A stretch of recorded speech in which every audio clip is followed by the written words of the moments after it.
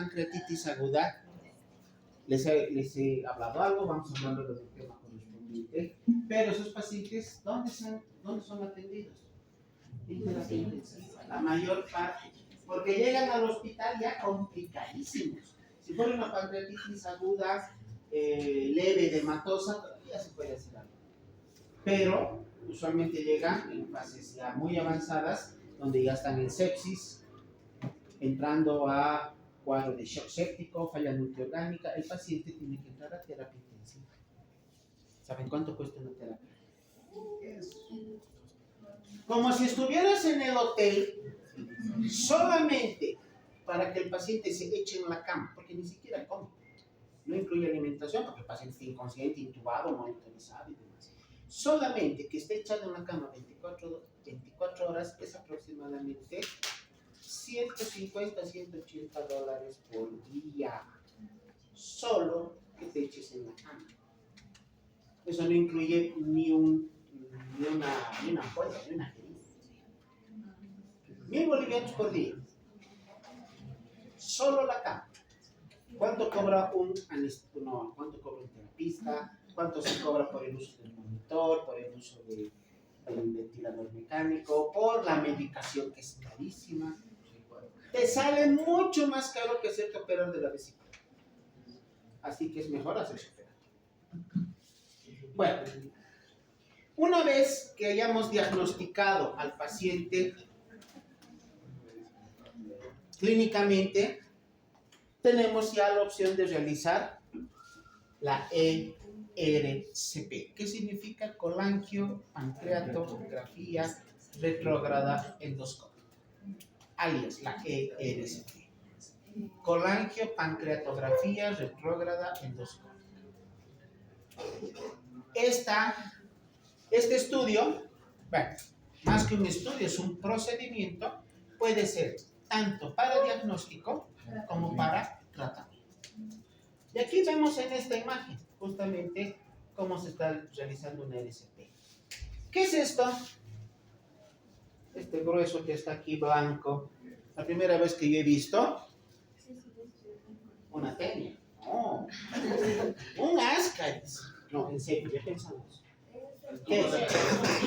Es el tubo del endoscopio. Yo estaba más joven que usted cuando me mostró esto. Uy, un ascaris, qué bonito. Es el tubo del endoscopio. El endoscopio llega hasta el esfínter de Oddi. Tiene que ingresar. A veces es necesario hacer un cortecito. Se llama esfinterotomía. Se corta. Se introduce la sonda. Y lo primero que se hace es meter contraste. Aquí está el colédoco. Fíjense, aquí está el cístico. Bien bonito. Aquí está la vesícula. El hepático común, hepático derecho, hepático izquierdo. ¿Dónde está el cálculo? No se ve. Aquí abajo. Aquí abajo. Entonces, esta es la primera fase que se llama la fase radiológica, en la cual se mete contraste y se ve dónde está el cálculo. Una vez encontrado el cálculo, ¿qué se hace? Sacarlo como periférico, como un instrumento secundario del endoscopio. Tiene una pinza que se mete en el mismo endoscopio, entra al esfínter de Oddi, es como una garrita, agarra la piedra, la jala al duodeno, la suelta y es un solucionado. El paciente está cenando en su casa. Esa pinza se llama la canastilla de Dormier. Como dormir, es Dormier. Pinza o canastilla de Dormier. El paciente está sedado, no está anestesiado, está sedado durante una endoscopía, de tal manera que termina el procedimiento, te va a indicar descanso 1 hora, hasta que se te pase el efecto de la sedación, te vas a tu casa y una noche estás no cenando, pero estás en tu casa y el siguiente día vas a poder dormir. Pero antes, ¿qué se hacía cuando no había endoscopía? Había que operar. Se hacía una incisión aquí en el hipocondrio derecho, se llegaba hasta el duodeno, pero hasta el colédoco. ¿Y qué se hacía con el colédoco? Se lo abría como pan de sándwiches. Y con pincitas se sacaban los. ¿Qué había que hacer luego? Lógica, no, suturar.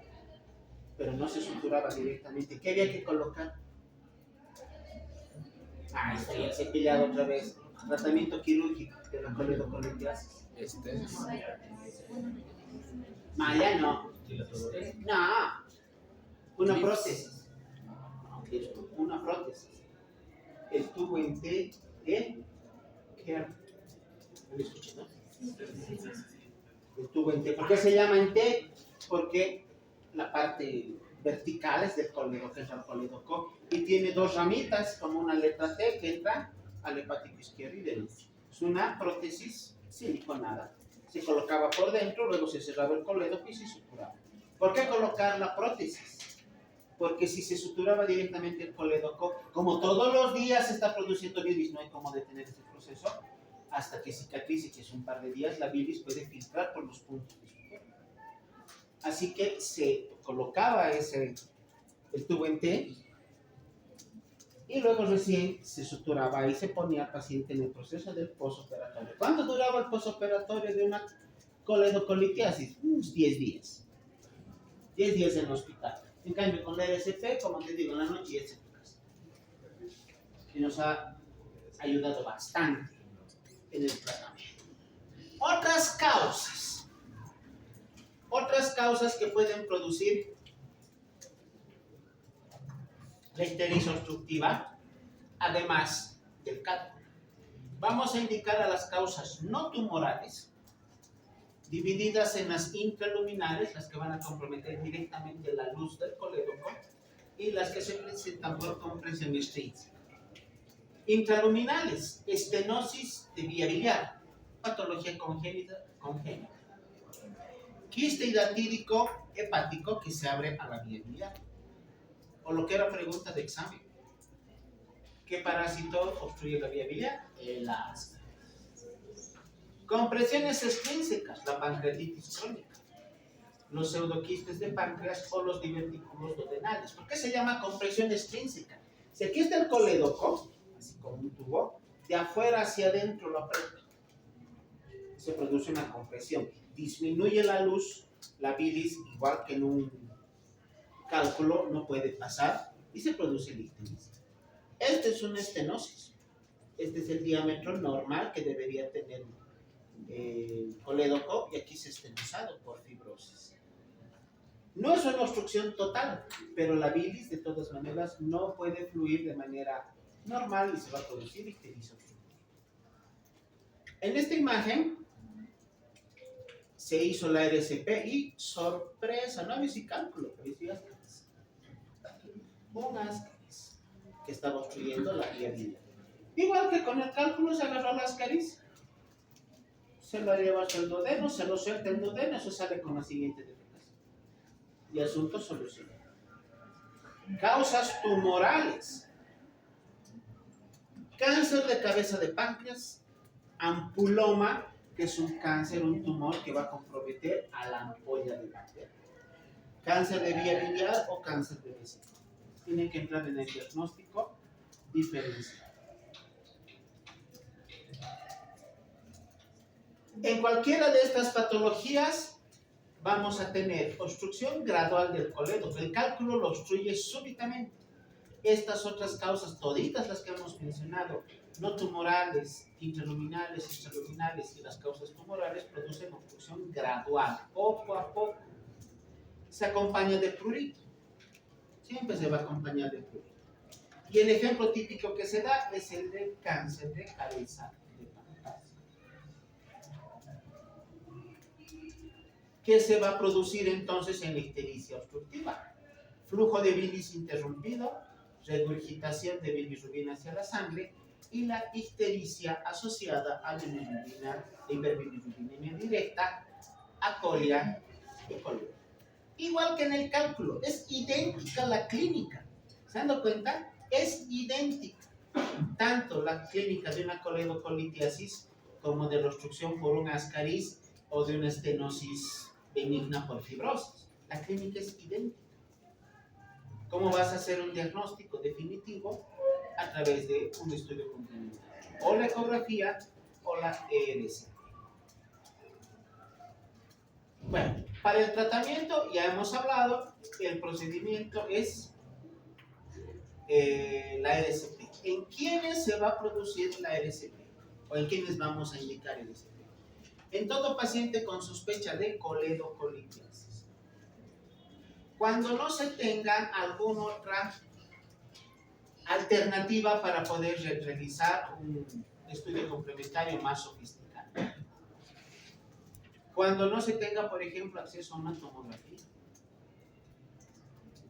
O cuando se tenga pacientes con cálculos retenidos en colédoco tras la colecistectomía.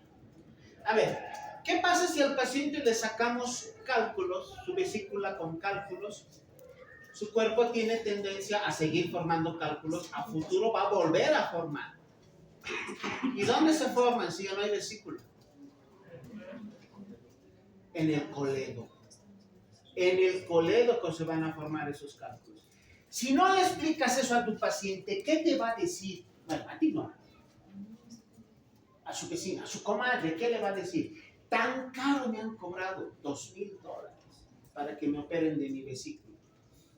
Me he hecho sacar ecografía el otro día, se había quedado una piedra, mal me han operado. Y no es que se ha dejado una piedra, se ha vuelto a formar. Pero si no le explicas eso a tu paciente, ¿quién tiene la culpa? Tú. Y te va a querer hacer juicio por negligencia y que le devuelves la plata. Porque según tu paciente, le has dejado una piedra. Es como, uy, tan grave como si le dejaras una pinza. Bueno, eso sí es negligencia. Entonces, cuando se tenga cálculos que se han vuelto a formar, cálculos retenidos posterior a una colecistectomía, el tratamiento es la RCP. Ventajas de la RCP: muy baja mortalidad y eliminación completa de cálculos. Complicaciones que tiene la RCP: la colangitis, de lo cual vamos a hablar a continuación, la pancreatitis, perforación de la vía biliar y, como cualquier procedimiento, hemorragia. Para hacer una RCP, ¿qué estudio laboratorial pedirían? Fuera de todo lo que vamos a hablar, el hepatograma, el hemograma y demás.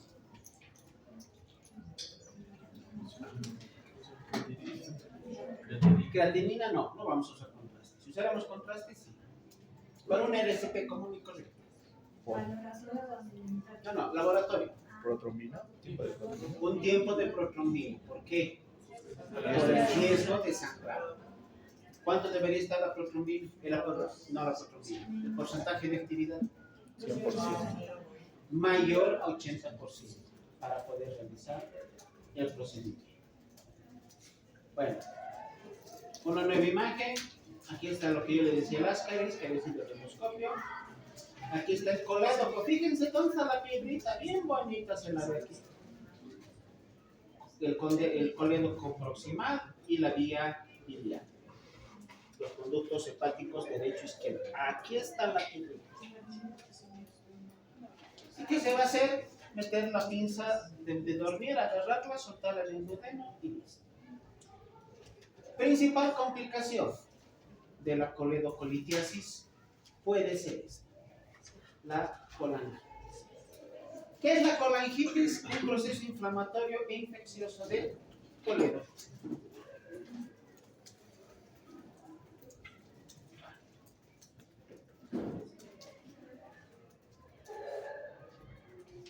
Tenemos a la coledocolitiasis con los síntomas típicos: dolor en hipocondrio derecho, fiebre ictericia, a lo que llamamos triada de Charcot, que se presenta en las formas leves de la colangitis. A esta triada le podemos sumar dos datos clínicos de shock y alteración del estado de conciencia, que puede llegar a un estado de coma. De lo que eran 3 se volvieron 5, de lo que era triada de Charcot se vuelve pentada de Rey. Una colangitis en forma leve, en la forma inicial leve, estadio leve, tendrá triada de Charcot. En las formas severas y graves, la pentada de Rey. Entonces, no nos olvidemos: clínica típica de la colangitis: dolor abdominal en hipocondrio derecho, fiebre e ictericia. La fiebre usualmente acompañada de escalofríos.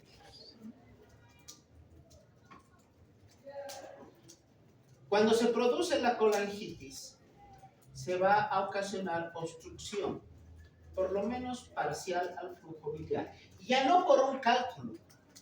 ¿Por qué se produce entonces la ictericia? Algo está impidiendo que la bilis fluya normalmente hacia el duodeno, pero ya no hay piedra, ya no hay cálculo. Por eso dice obstrucción parcial. ¿Por qué se está obstruyendo parcialmente el colédoco? Por un proceso inflamatorio de la pared del colédoco y la presencia de edema de pared. A esta la vamos a llamar colangitis aguda no supurativa, la habitual, la más común, la que siempre vamos a encontrar en la mayor parte de los casos. La ventaja que tiene responde muy bien al tratamiento antibiótico. Ya es un proceso infeccioso, por lo tanto, tenemos que tener en mente un posible esquema de tratamiento antibiótico. Hay otra variedad que se llama la aguda supurativa, donde ya encontramos pus en el colédoco, que puede acompañarse de alteración del estado de conciencia, bacteremia, y como es un cuadro infeccioso con pus, sepsis, shock séptico y por último FOM. ¿Qué es FOM? La falla orgánica. La desventaja para nosotros de esta forma supurativa es que tiene una respuesta escasa a los antibióticos, no responde bien a los antibióticos. La clasificación se llama clasificación de Long-May. Tenemos 5 tipos. La colangitis aguda, secundaria colecistitis aguda, que es la más frecuente. La colangitis aguda no supurativa. La colangitis aguda supurativa. Colangitis aguda obstructiva supurativa. Y la colangitis aguda supurativa que se acompaña además de absceso hepático. O sea que el material purulento ya no solo está en colédoco, se ha subido por el hepático, se ha entrado por el hepático izquierdo y derecho y ha hecho abscesos hepáticos. De lo que era un foco infeccioso con absceso, se vuelve uno más grande que se irrita. Y eso es mucho más serio, mucho más complejo y más difícil de tratar. Los criterios de Tokio, la guía de Tokio para poder tratar a la colangitis, inicialmente nos ayuda a clasificar a los pacientes en 3 grupos. Colangitis grado 1 o leve, cuando responde al tratamiento, responde bien al tratamiento antibiótico, antiinflamatorio, que le des. Colangitis moderada grado 2, no hay una buena respuesta al tratamiento, no es lo que tú esperabas, pero todavía no hay compromiso sistémico. En cambio, en la colangitis grado 3, no responde al tratamiento, pero además está asociada a FOM, a falla orgánica o disfunción orgánica. Acá quisiéramos encontrar a los pacientes colangitis leve. Todavía hay respuesta al tratamiento. La tipo 2 y la tipo 3 ya tienen pronóstico reservado. No hay respuesta al tratamiento y esta otra ya es un paso previo al cajón. El grado 3 realmente es paso previo.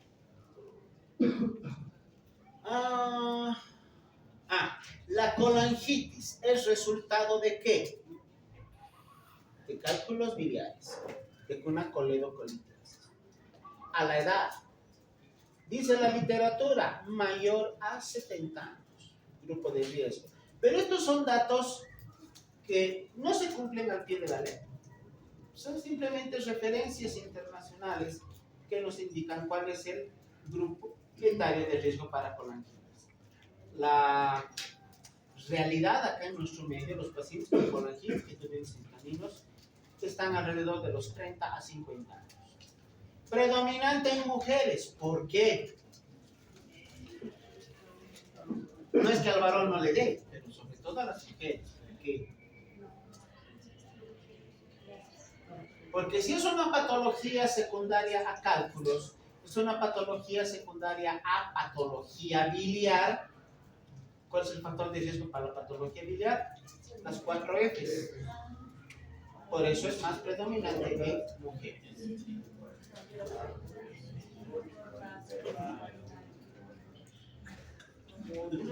La obstrucción de la vía biliar, ¿qué va a ocasionar? Proliferación bacteriana. Esa bilis que no está pudiendo circular adecuadamente, se produce éstasis a nivel del conducto colédoco. Es como una sopita muy rica que le encanta a la Escherichia coli. Es un caldo de cultivo. Ahí es donde la bacteria se desarrolla, empieza a multiplicarse y es la que va a producir el proceso infeccioso. ¿Secundario a qué? A la presencia de los cálculos. Pero la principal etiología es la éstasis de bilis. Parásitos como los ascaris, la fasciola hepática, van a ocasionar colangitis. Obstrucción de la vía biliar por compresión extrínseca. También por contaminación, secundaria a ¿qué? Al contraste que hemos usado para la ERCP. Para sacar la fotito donde sale el endoscopio se coloca contraste. ¿Qué tiene en su composición el contraste? Que sea tan irritante que llegue a inflamar el colédoco. El contraste es a base de yodo, sobre todo de bario. Y en personas susceptibles puede llegar a ser el contacto, el simple contacto del contraste con el colédoco producir la inflamación. Causas menos comunes incluyen a la colangitis esclerosante primaria y la colangitis esclerosante asociada a VIH. O sea, como en toda patología inmunosupresora, no solo en VIH, en cualquier otra patología con disminución del sistema inmune, la colangitis puede ser secundaria a la esclerosis del conducto colédoco. Cuando vamos de colangitis esclerosante primaria, ¿a qué les hace recuerdo? A esclerosis múltiple progresiva. A una patología Reumática. reumática, a una patología que está dentro de la catálogo de las colagenopatías, que es la esclerosis multisistémica. ¿Cuál es la bacteria usualmente asociada a la colangitis? Principalmente la E. coli. Pero acá tenemos otra lista enorme de posibles causas bacterianas. ¿Qué es lo que vamos a hacer ante la presencia de una colangitis? Sabemos que la causa principal es la Escherichia coli. ¿Qué hacemos para el tratamiento? Antes de eso, Tomar muestra para cultivo identificativo de la marca. factores que van a determinar la facilidad o que van a facilitar a la infección bacteriana, el aumento de la colonización de las bacterias por la vía biliar y la disminución progresiva de la luz del colon.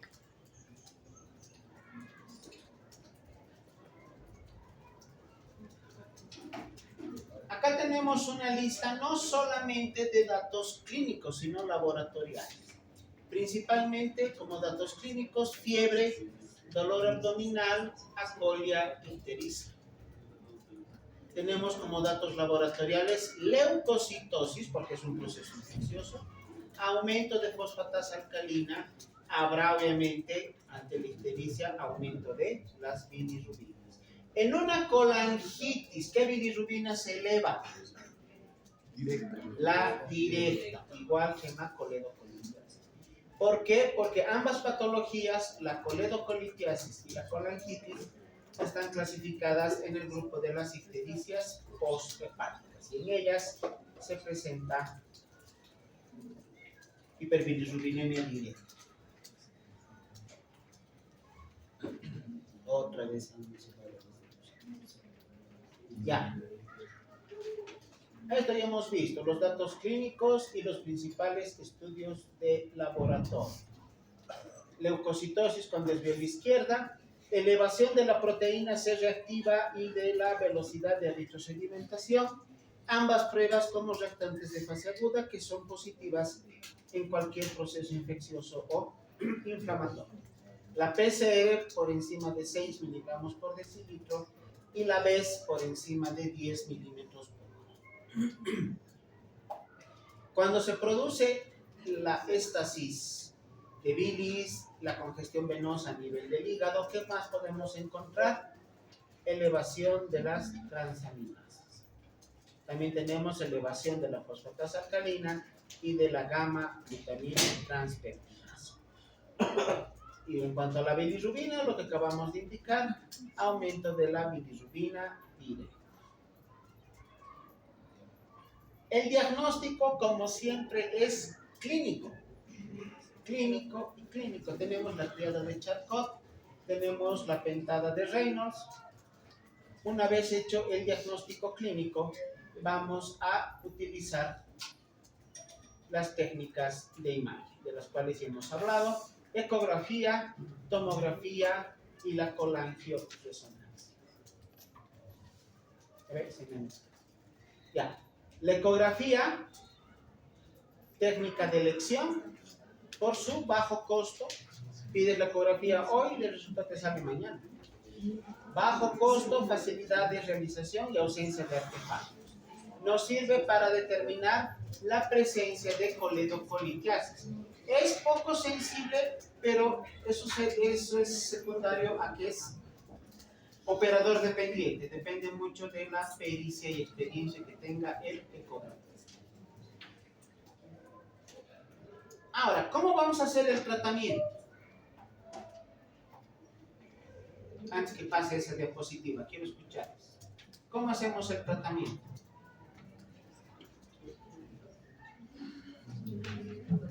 Es un proceso infeccioso. ¿Qué hay que hacer? Darle antibiótico. ¿Cuál? Quinolonas. Si es el coli, si es el... ¿Qué es lo primero que hay que hacer?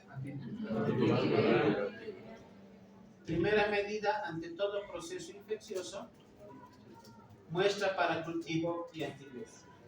Empezar tratamiento antibiótico empírico. ¿En base a qué? A un tratamiento biasociado que incluya quinolonas, que incluya cefalosporinas y que incluya carbapenémicos. La E. coli también es el agente etiológico principal de las infecciones urinarias. Pero ahí utilizamos otro grupo antibiótico que no está aquí. ¿Cuál es? Aminoglucosa. Aminoglucosa. ¿Y por qué no incluimos aquí si es E. coli? Porque no estamos en riñón, estamos en vía biliar. Y la biodisponibilidad es mucho menor en la vía biliar que en los riñones. Así que aquí, ¿qué vamos a usar? Carbapenémicos. ¿Cuál? Imipenem. El imipenem o el meropenem. ¿De cuánto viene? De 500 y de 1000 miligramos. O un gramo. El imipenem viene de 500 miligramos para administración endovenosa. ¿Cada cuánto se da? Cada 24 horas. No. 12. Se da cada 6 horas, se da 4 veces al día. Son bombas atómicas que van a matar todo. Pero se necesita un tratamiento por un lapso de tiempo, por lo menos de 1 semana. Combinamos con quinolonas. ¿Cuál? Ciprofloxacina de 500 miligramos. ¿Cipro o levo? Levo. Si es cipro, 500 ¿de miligramos. cuándo? 500 miligramos día hora cada 12 horas. Pero es colangitis. Es paciente hospitalizado. ¿Para qué le vas a dar vía oral? Para eso no lo internabas. Levofloxacina de 500 No, la miligramos. cipro, ¿de cuánto es? 500. Para administración endovenosa. 200. 200 miligramos. De 200 miligramos. Y se da cada 12 horas. La levofloxacina endovenosa, ¿de De cuánto 500 viene? miligramos. 500 No, miligramos. endovenosa. 500 miligramos. Solo es de 500. ¿Y se da? Cada 8 horas. No. ¿Una Ay, vez? Ay, cada 12 horas. ¿No? se da cada 24 horas. La levo es 1 vez al día, la cifra es 2 veces al día. De las cefalosporinas, las más utilizadas, las de tercera generación, ¿cuáles son? La ceftriaxona de 1 miligramo cada 12 horas, vía endovenosa, y la cefotaxima. Cefotaxima, 1 gramo cada 8 horas. Y la ceftriaxona, 1 gramo cada 12 horas. Muy bien, chicos. ¿Qué sacamos de esta clase del día de hoy? Que la primera causa para la presencia de coledocolitiasis es la El cólico. colelitiasis. Principal causa para la colangitis, la coledocolitiasis. Viene en cadena.